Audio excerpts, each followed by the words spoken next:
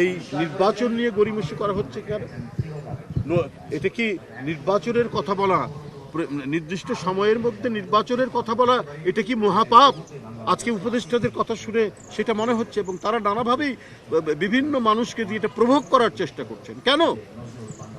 আজকে কি বলে যে পরিবেশ উপদেষ্টা, তার দায়িত্ব তো মানে পরিবেশকে সুরক্ষা করা এবং পরিবেশের উন্নয়ন। উনি যতদিনই সময় পান, আজকে বুড়িগঙ্গা কেন ড্রেন, আজকে শীতলক্ষা কেন ড্রেন, আজকে আমরা মানে বিষাক্ত নিঃশ্বাস কেন নিতে হচ্ছে?